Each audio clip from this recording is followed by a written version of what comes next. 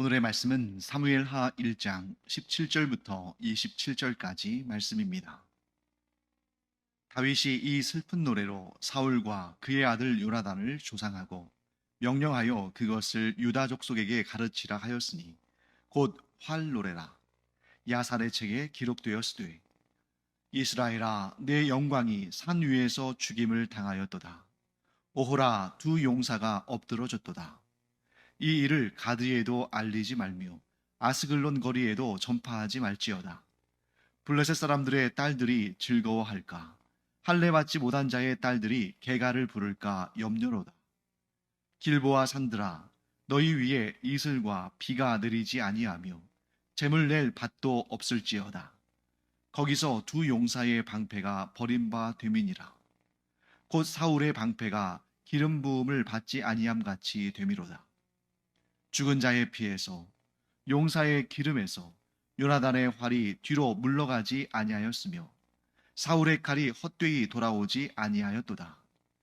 사울과 요나단이 생전에 사랑스럽고 아름다운 자이러니 죽을 때에도 서로 떠나지 아니하였도다. 그들은 독수리보다 빠르고 사자보다 강하였도다. 이스라엘 딸들아 사울을 슬퍼하여 울지어다. 그가 붉은 옷으로 너희에게 화려하게 입혔고 금 놀이개를 너희 옷에 채웠도다. 오호라 두 용사가 전쟁 중에 엎드러졌도다. 요나단이 내 산 위에서 죽임을 당하였도다. 내 형 요나단이여 내가 그대를 애통함은 그대는 내게 심히 아름다움이라. 그대가 나를 사랑함이 기이하여 여인의 사랑보다 더하였도다. 오호라 두 용사가 엎드러졌으며 싸우는 무기가 망하였도다 하였더라. 네, 오늘 우리가 읽은 본문은 노래 또 시 이렇게 말할 수 있는 문학 장르입니다. 다윗은 사울과 요나단의 죽음에 대해서 일종의 조가죠. 그 죽음을 애도하는 노래, 활노래를 지어서 그들을 조상하는, 즉 그들을 추모하고 그들의 죽음을 애도하는 그러한 노래를 짓습니다. 사울과 요나단의 장례식에 참석할 수는 없는 상태죠. 지금 다윗은 블레셋 땅에 있고 또 그가 지금 현장에 달려갈 수 없는 그런 상황이기 때문에 노래를 지어서 추모한 것입니다.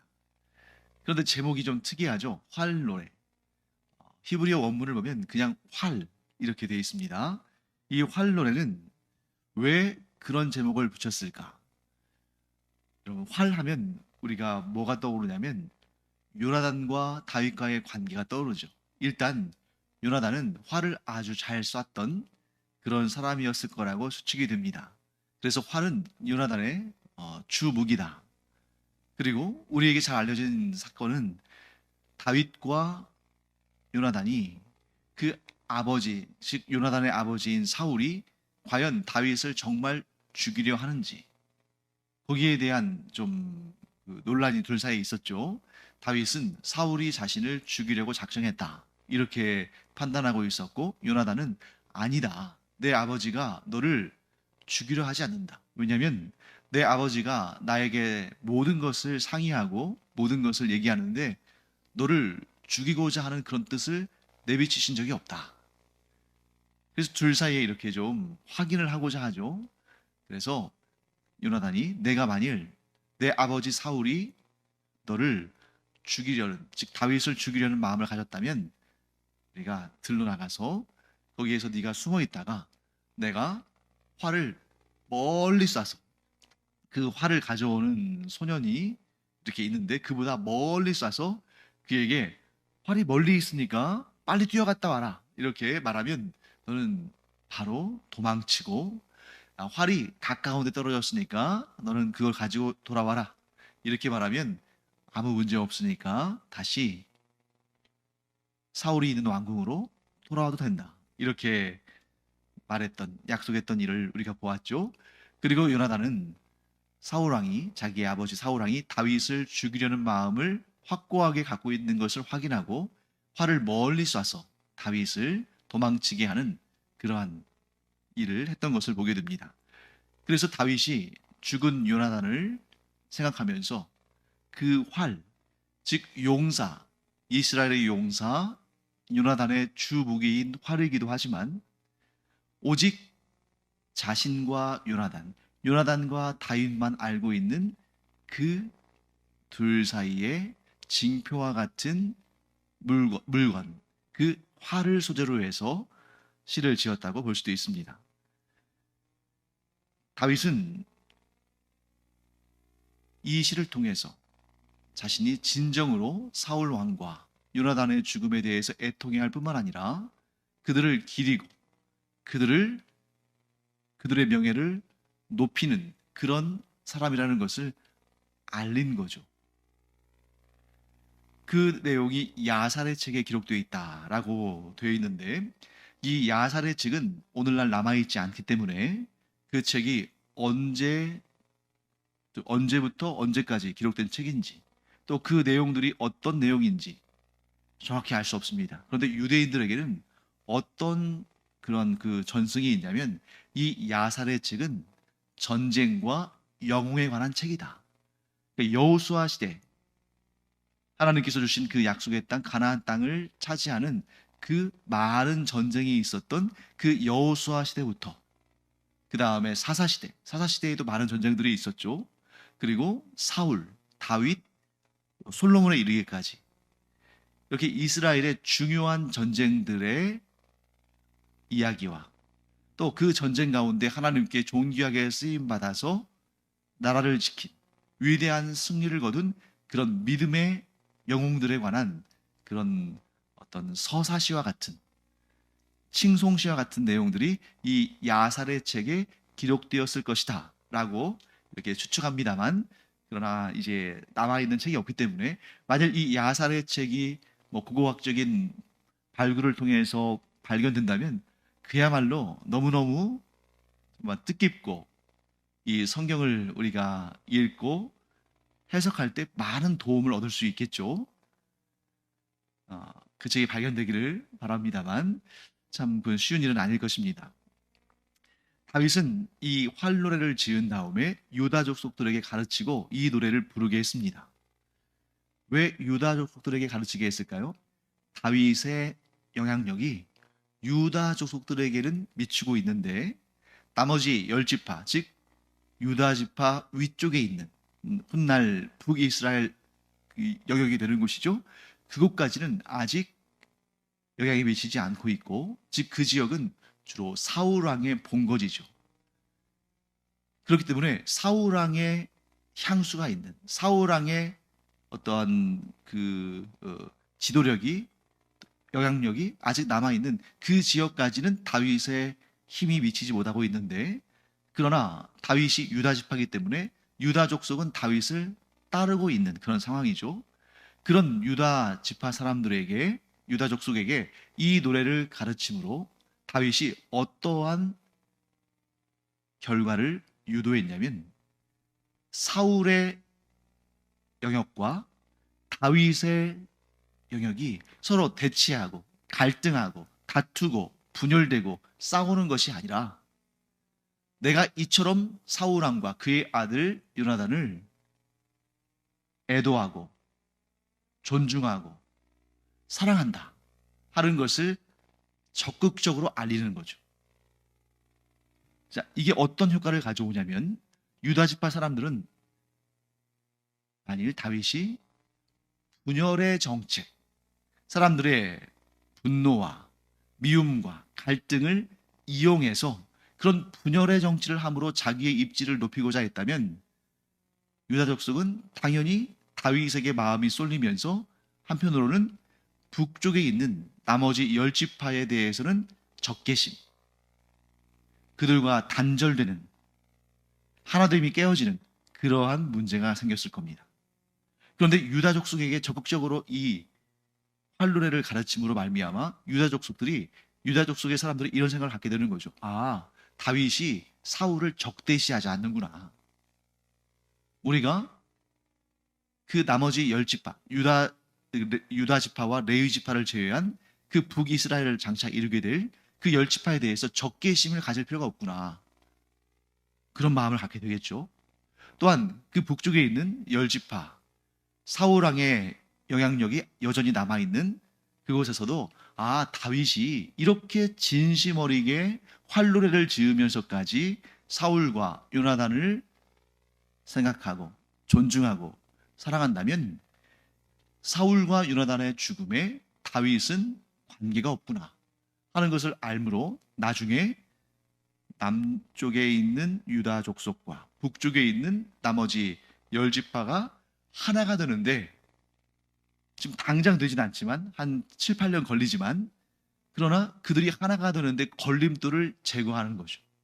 여기에서 우리는 아주 중요한, 어떻게 보면 정치적인, 근데 정치적이라고 말하면 너무 이제 범위가 좀 너무 넓어지는 것 같고, 간단하게 말한다면 우리의 관계에 있어서, 우리가 일상의 사람들과의 관계에 있어서 아주 중요한 교훈을 얻는데, 그러니까 이제 이 개인 간의 관계에서든지 또 야당과 여당 이런 정파 간의 정치든지 민족 간의 문제든지 우리가 참 이런 가장 기본적인 깨달음을 늘 기억하고 있어야 되는데, 그게 뭐냐면 분노와 분열을 이용한 관계나 정치는 성공할 수 없다. 일시적으로는 에너지를 모으고 그런 분노와 그런 분열에, 이런 갈등에, 이런 어두운 에너지를 이용해서 자기의 입지를 넓히고 자기의 목적을 달성할 수 있는 것처럼 보이고 실제로 어느 정도는 효과를 거둘 수 있지만, 그러나 결코 그것은 진정한 성공을 거두지는 못한다. 왜? 분열의 힘, 분노의 힘을 사용한다는 것은 어디까지나 전체가 아닌 일부분만 차지하게 되고 나머지를 적으로 돌리는 거거든요. 그래서 큰 정치, 좋은 관계는 분열과 분노를 이용하는 것이 아니라 화합과 온화함, 화평, 평화를 통해서 온전한 관계와 온전한 정치가 이루어진다 하는 것을 우리가 알게 되는 거죠. 그래서 근시안적인 바로 코앞만 보는 정치인들은 분열의 힘, 분쟁의 힘, 분노, 상대방을 깎아내리고 상대방을 공격하고 하면서 자기의 그 어떤 부류, 자기 진영, 이 힘을 한데 모으고 서로 공공의 적을 만들어서 싸움으로 자기의 입지와 자기의 지위를 높이고자 합니다. 하지만 진정 큰 마음, 바른 마음, 하나님께서 기뻐하시는 마음을 갖는 그런 사람이라면 다윗처럼 적을 만들지 않고 분열하지 않고 분노를 그대로 표출하지 않으며 사람들의 분노를 이용해서 자기의 영향력을 키우고자 하지 않는다는 거죠. 이것은 1대1의 사람의 관계에서도, 또 가정에서도, 또 친척 가운데서도, 교회 공동체에서도, 이웃과의 관계에서도, 나라에서도, 국제 질서에서도 반드시 지켜져야 되는 문제입니다. 싸움과 다툼은 결국 서로에게 해를 미칠 수밖에 없지만 서로를 인정하고 존중하며, 물론 내가 상대방을 인정하고 존중하기 위해서 진리를 훼손하는 그런 일은 안 됩니다만, 그 진리를 훼손하지 않는 차원이라면, 그 진리를 훼손하는 것이 아니라 진리를 바라보는, 이해하는 그런 시각이 좀 다를 수 있잖아요. 그래서 그런 것들을 좀 용납하고 이해하고 진리를 훼손하지 않는 선에서 서로 이렇게 화합을 도모한다면 하나님께서 그렇게 마음이 넓고 통이 크고 모두의 화합을 바라고 원하는 그런 사람을 통해서 일하신다. 그것이 바로 다윗을 죽이고자 했던 사울은 멸망하고 사울의 권위를 끝까지 존중하고, 왜? 하나님을 존중함으로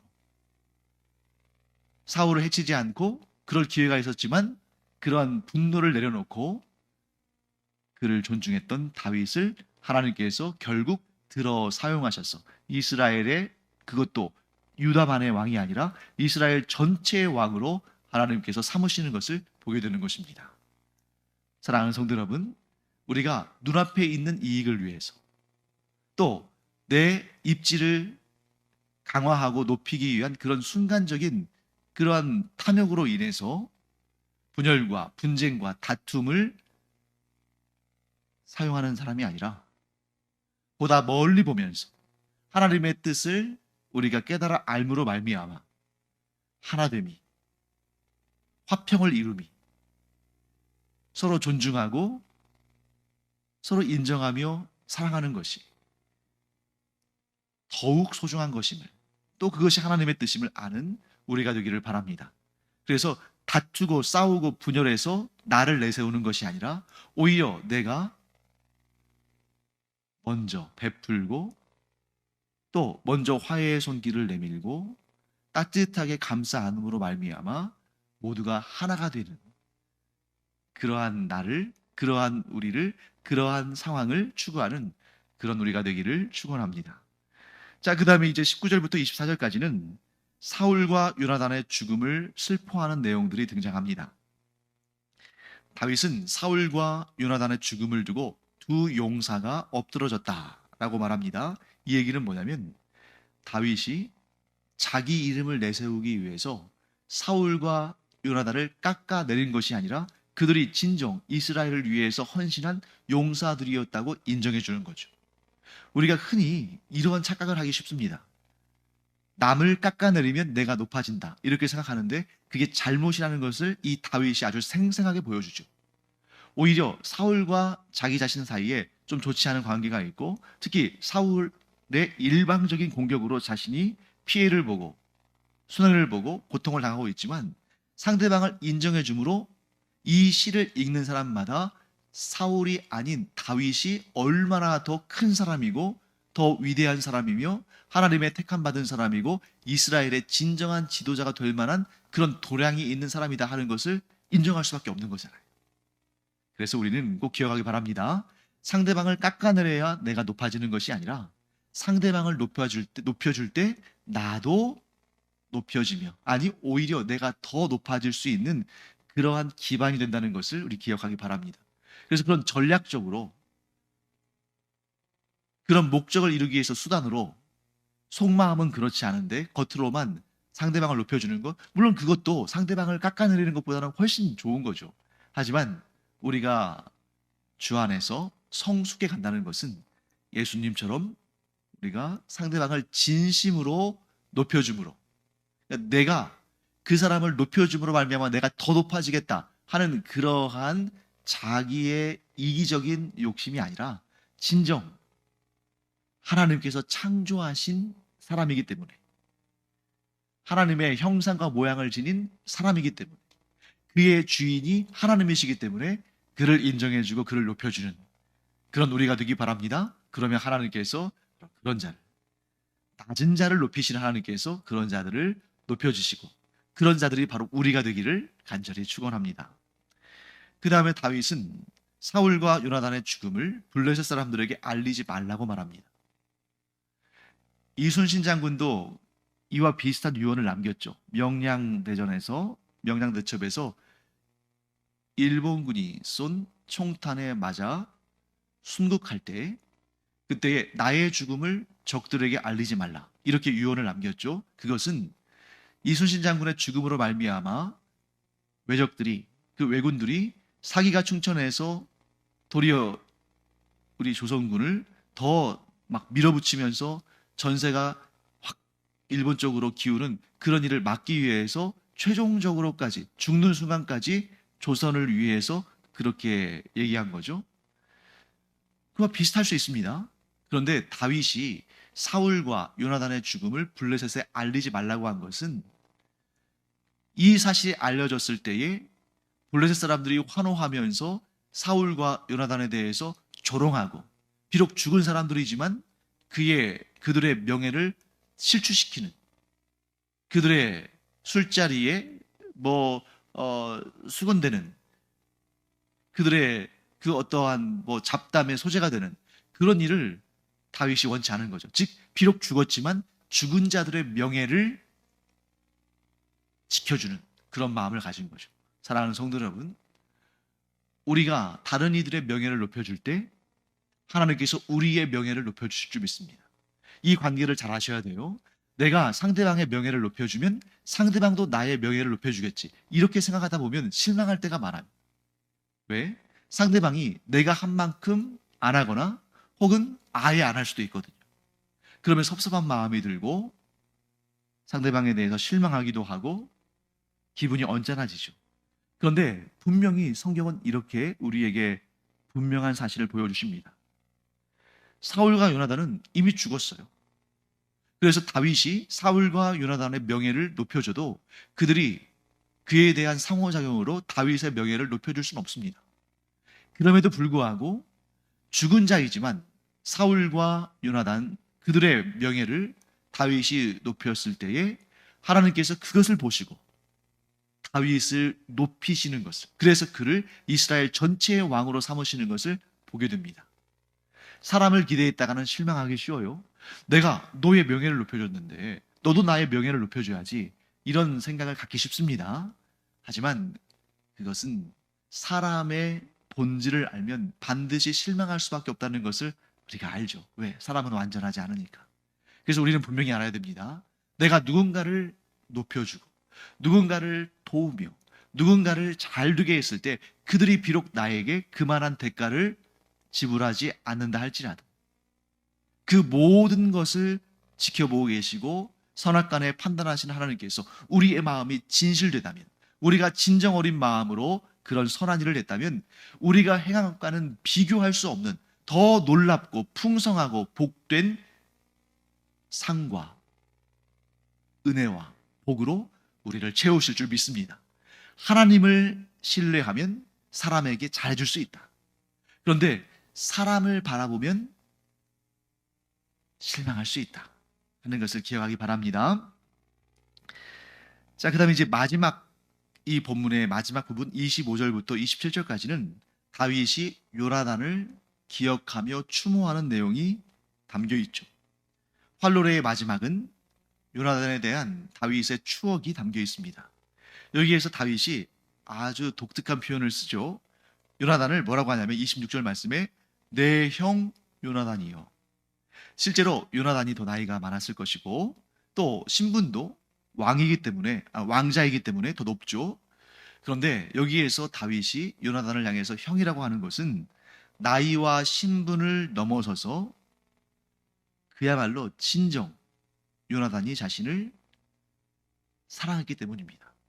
그런데 어떤 분들은 이제 여기에 이런 표현 나오잖아요. 내 형 요나단이여, 내가 그대를 애통함은 그대는 내게 심히 아름다움이라. 그대가 나를 사랑함이 기이하여 여인의 사랑보다 더하였도다.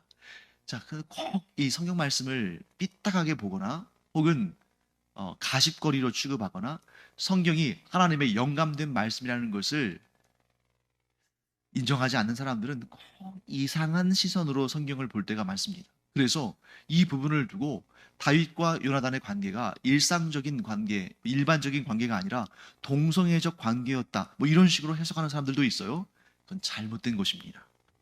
왜냐하면 여기에서 다윗이 요나단을 향해서 그대는 내게 심히 아름다움이라 라고 표현했을 때 이 아름다움이라는 단어가 나엠이라는 히브리어인데, 이 단어는 외모적인, 육체적인, 성적인 그런 아름다움을 뜻하는 것이 아니라 내면의, 성품의 아름다움을 의미하는 것입니다. 그렇기 때문에 여기에서 다윗이 요나단을 아름답다고 표현한 것은 성품의 아름다움. 그런데 저는 이제 이 성품의 아름다움이 다윗을 특별히 아끼고 배려하고 그를 잘 대해주고 이런 것도 있겠지만, 저는 어떻게 해석하냐면 영적인 아름다움이라고 표현하고 싶습니다. 그러니까 이 나엠이란 단어가 보여지고 만져지고 이런 아름다움이 아니라 무형의 아름다움이거든요. 그러니까 그것을 성품의 아름다움, 뭐 인성의 아름다움 이렇게 표현할 수도 있지만 저 개인적으로는 영적인 아름다움 이렇게 표현하고 싶어요. 왜냐하면 다윗과 요나단이 서로를 신뢰하고 서로를 자기 몸처럼 사랑하게 된 그 계기가 뭐냐면, 첫 번째 계기는 다윗이